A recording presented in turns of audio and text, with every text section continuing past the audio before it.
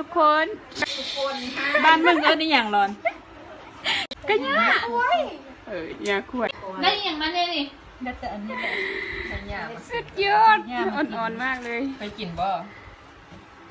บ่เคยกิน ฮะ บ่เคยกิน เจ้าเธอตายมื้อนี้จะไปลองรสชาติเบิ่งว่ามันเป็นจะได้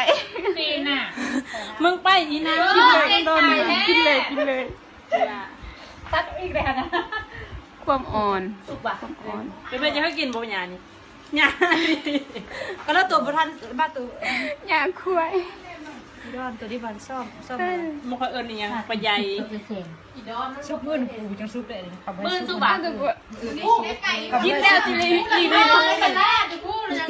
เอาสิมาแต่งหน้าด้วยลิป DA และปัดคิว DA ที่น้องมาก็คือ03ผู้ใดที่ยังบ่เคยใส่ลิป DA แม่นพลาดแฮงน่ะลิป DA จะมี01 02 03ถ้าเจ้าได้ลองใส่ลิป DA แล้วเจ้าสิติดใจใส่ปากอย่างงามมาใส่แก้มแฮงงามอยากแนะนำแฮงน่ะใส่อนาลิปมันน้อยนึงแล้วก็มาทับใส่อนาเบอร์03แบบงามสุดและเบอร์02ก็งามจะออกแบบส้มๆน้อยนึงทาปุ๊บแล้วก็เอามือเกลี่ยๆเวลาเฮาเอามือเกลี่ยๆน่ะมันจะงามได้มาใส่ลิปแล้วเฮาจะมาปัดคิวกันปัดคิวจะมีสีน้ำตาลและสีน้ำตาลและมื้อนี้น้อมสิมาปัดสีน้ำตาลเข้มบอกเลยเวลาปัดน่ะคิวตังคิวงามเบื้องปัดและเบื้องบ่ปัดน่ะแตกต่างกันแฮงใจลองลิป DA แล้วเจ้าสิติดใจผู้ใดสนใจแม่นพิมพ์คำว่าสนใจในใต้คลิปนี้เลย